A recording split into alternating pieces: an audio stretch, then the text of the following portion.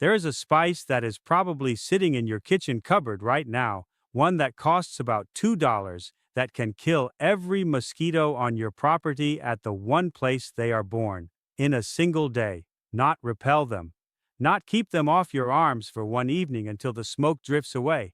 Kill them, all of them, the entire next generation, before a single one of them ever grows the wings to come looking for your blood. I sit out in this garden at dusk in the deep of summer, with my sleeves rolled up, and nothing touches me, and I have not sprayed a thing into the air or hung a single trap in years. I am going to tell you exactly what this spice is, and exactly how to use it tonight. But not yet, because if I said the name to you right now, you would roll your eyes, you would decide this was one more foolish video, and you would leave. So let me earn it first, and hold on to this, because it is the thing that separates what I am about to show you from everything the man in the white truck will ever sell you. This poisons nothing you love. It will not harm the bees working the blossoms on my persimmon tree. It will not harm the neighbor's cat that walks along my wall, or my dog, or the grandchildren who tear across this grass barefoot at dusk with no idea any of this is going on. It kills one thing, in one place, and it leaves the entire rest of the living world completely alone. No fog hanging in the air, no trap to empty. And there is a reason that a fix this cheap, this simple, and this old was allowed to be forgotten. A reason that should make you a little angry once you see it. Stay with me for that part especially. My name is Kenji Tanaka. I am 68 years old, and I have kept this garden for the better part of 40 years without once paying a company to come and spray it. Now, the title says, this spice kills all the mosquitoes, and I have to be straight with you about that word, all, because a man who stretches the truth in his first breath has no business asking you to believe his last one. So here is the exact truth. This will not swat the single mosquito whining at your ear this very second. Nothing that costs $2 can do that.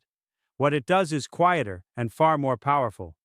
It kills the next 1,000 of them, and the 1,000 after that, at the source, before any of them can ever fly. And that source is not where you think it is. It is not the woods. It is not the weather. It is not your neighbor's pond. It is something in your own yard, something you walked past this very morning without a glance.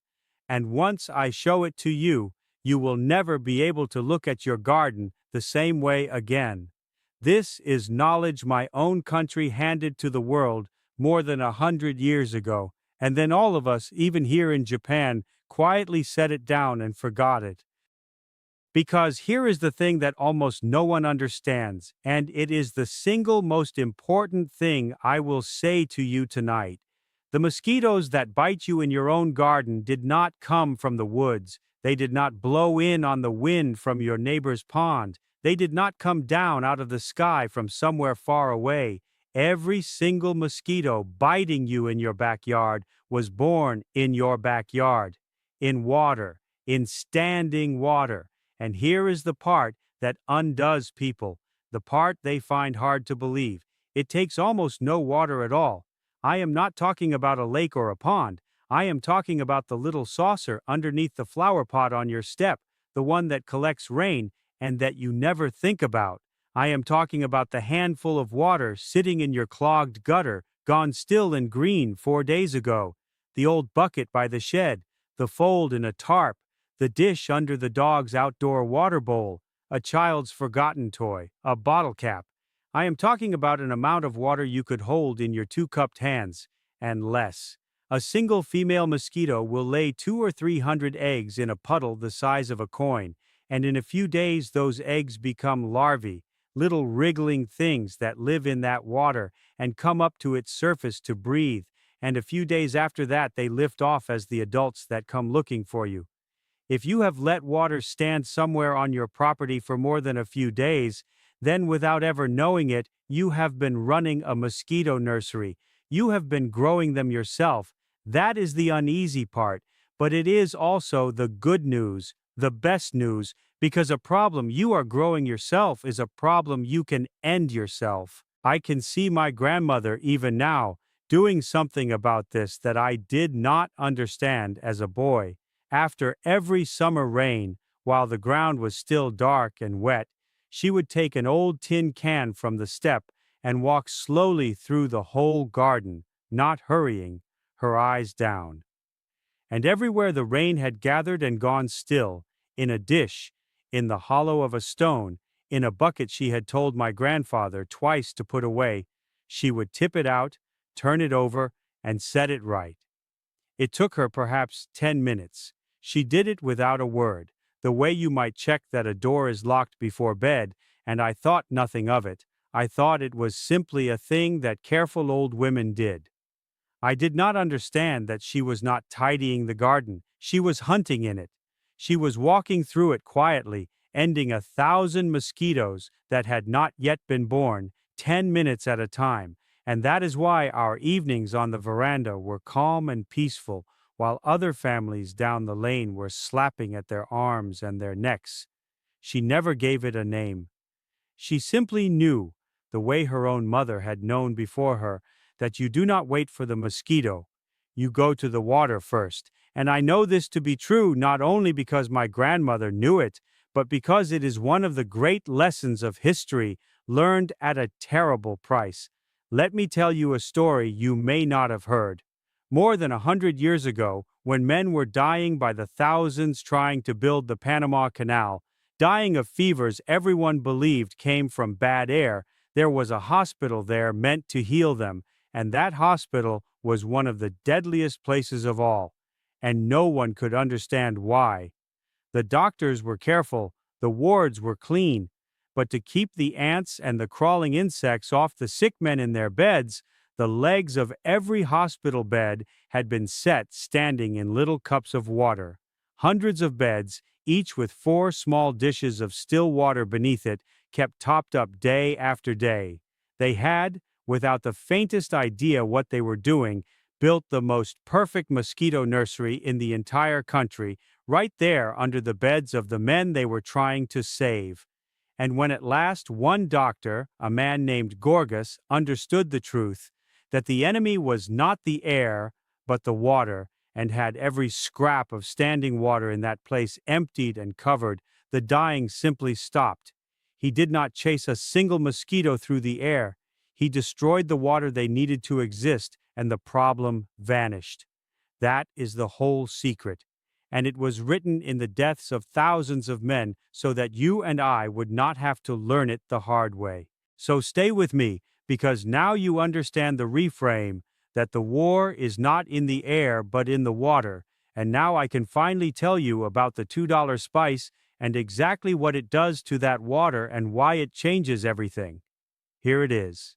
It is cinnamon, ordinary ground cinnamon, the same jar you would use for a sweet roll on a Sunday morning, or a small bottle of cinnamon oil if you want it stronger. That is the whole of it. And it is not folklore. It is not a grandmother's fond superstition, though my grandmother would have smiled to hear it proven. Scientists have tested it carefully, and they have found that the oil in cinnamon, the very thing that gives it its warm, sweet smell, is quietly lethal to mosquito larvae. In the small pockets of standing water where those larvae live and breathe, a little cinnamon spreads a thin film across the surface and works its way into it. And here is the quiet beauty of how it works. Those larvae are not fish. They cannot breathe under the water. They must rise again and again, all day long, to the surface, to a tiny tube like a snorkel, to take their air from above. And that surface, that thin skin on the top of the water, is precisely where the oil of the cinnamon sits and waits. So the one thing they must do to stay alive, the breath they cannot skip, becomes the very thing that finishes them.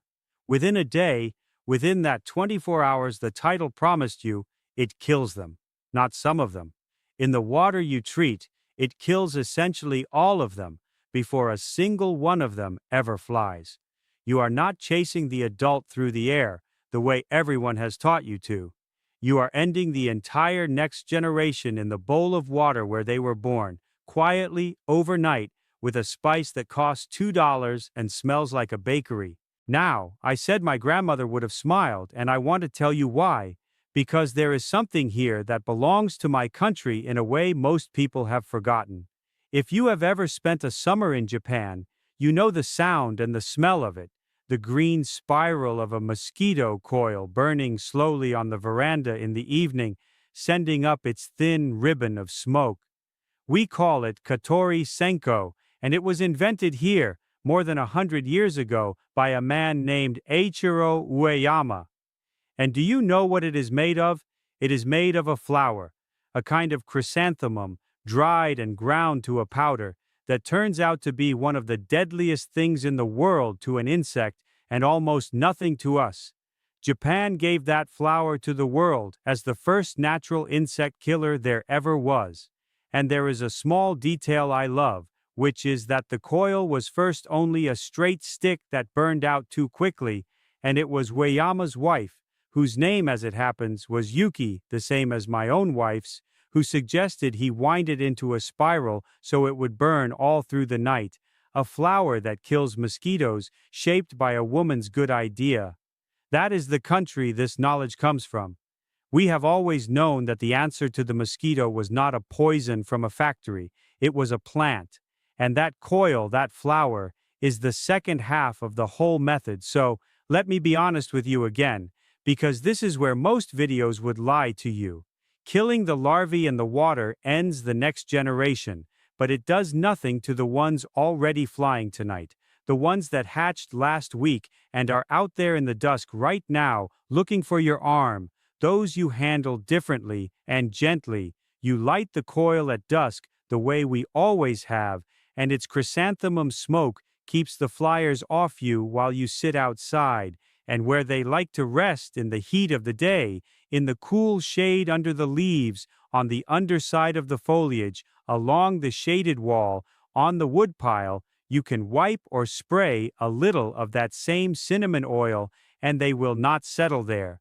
So it is two things working together, the spice in the water, ending the ones being born, the flower in the air, turning away the ones already flying. Do both, and within a season, you are not fighting mosquitoes at all. You are simply living in a garden they have left. Let me speak plainly about why this is safe, because it matters, and because I will not have you trusting me on my word alone. It is safe for the bees, for the cat, for the children, for one simple reason. You are not putting it on the flowers where the bees go, and you are not spraying it into the open air where everyone breathes. You are putting a spice into the small, hidden, useless pockets of standing water that had no business holding water in the first place, the gutter and the saucer and the old bucket, the places nothing you love ever visits. That is the whole of the safety. It is targeted at the one place the mosquito lives and nowhere else. I will say one honest word of caution though, and it is this. Cinnamon is a strong oil, for all that it comes from a kitchen, and so you must keep it out of a fish pond or any standing water that has real life in it, fish or frogs or the water plants you care for, because a strong oil in a small pond can trouble the things living there. It is for the dead water, the accidental water, not the living water. Use your sense, the way you would with anything. Now I want to tell you who did not want you to know this, and I want to be careful here because I am not going to hand you a fairy tale about villains in a boardroom, and if another video has told you that, you should be suspicious of it. The truth is quieter and, in a way, worse. No one buried this, no one banned it. It is simply that there is no money in it, and so no one ever had a reason to tell you. Think about it plainly. A company can send a truck to your home once a month all summer long to fog the air of your yard and charge you $60, $80, $200 each time, season after season, year after year, forever. And that fog kills the adults it touches that day and does absolutely nothing to the water where the next 1,000 are already waiting, which is exactly why they can come back next month and do it again. A war you can never win is worth a great deal of money to the person selling you the weapons. And a $2 spice that you buy one time, and that ends the problem at its root. A bowl of water and a jar from your own cupboard that is worth nothing to anybody but you. It was not hidden from you. It simply was never worth anyone's while to say out loud. So I am saying it. And because I have promised to be honest with you, let me tell you the real limits of this, and let me correct a few things you may have been told, even by people on my side of this. This will not clear a whole neighborhood swamp. If there is a marsh behind your house, this is not going to empty it, and I will not pretend it will. And after a heavy rain fills every low place in your yard again, you will have to walk your property and see to it again, because the rain does not know you have read this. And while I am being honest, let me save you some money on things that do not work as well as people claim. The citronella candle you paid for does very little. The mosquito can smell you straight through it. The electric zapper that snaps all evening on the porch is mostly killing harmless moths and, sadly, the very dragonflies and beetles that would have eaten mosquitoes for you, and it barely kills a mosquito at all because a mosquito is not much drawn to its light. And those beautiful bat houses and bird houses sold to you as a natural mosquito answer, when scientists have actually looked at what those creatures eat, they eat very few mosquitoes. Keep the bats and the birds for the joy of them, for the way a swallow cuts across the evening sky, but do not count on them for this. The plain truth is far less exciting than any candle or lamp or clever wooden house, and that, I think, is exactly why no one puts it on the television. What actually works is emptying the water and the smoke of the old coil at dusk, and, on the very worst evenings, simply wearing a long sleeve when you sit outside.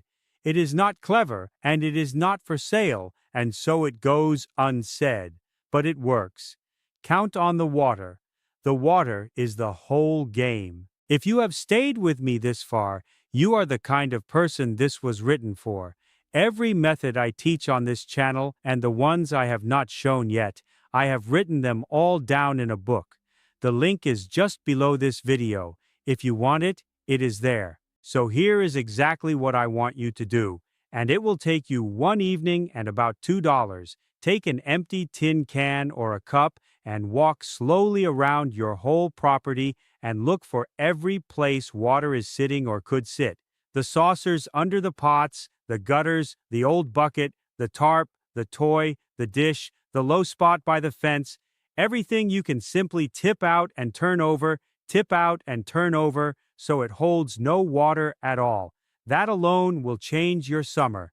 Then, for the few places you cannot empty, the ones that will keep filling, set out a shallow bowl of water on each side of the house, tucked somewhere out of the way, and put a good spoon of cinnamon into each, and let it do its quiet work, and refresh it after a hard rain. And at dusk, when you sit outside, light the coil, the old green spiral, the flower that this country has trusted for 100 years. That is all of it. Empty the water, treat what you cannot empty with the spice, meet the evening with the flower, about $2 and an hour of your attention, and you take your garden back. Now, I would truly like to hear from you, and I read every comment that comes to me. Tell me where in the world you are, and what your mosquito summers are like, whether they are a mild nuisance or a genuine misery, because it is different everywhere, and I want to know. And tell me, if you go out this week with a cup and walk your yard, tell me what water you found that you had never once noticed. I think it will surprise you. Everyone in my grandmother's day knew these things, every household, without a second thought. I am only telling the ones who were never told. Next time, I am going to show you a single plant, an ordinary one that many of you could grow in a pot by your door, that my grandmother kept at the entrance to her home her whole life, and that a mosquito, for reasons I will explain, simply will not cross. She did not grow it for its flowers, she grew it as a gate. When I show you what it is and where to place it, I think you will want one on either side of your own door before the summer is out. Until then, remember this. You were never meant to win the war in the air. You were meant to walk quietly to the water and end it there.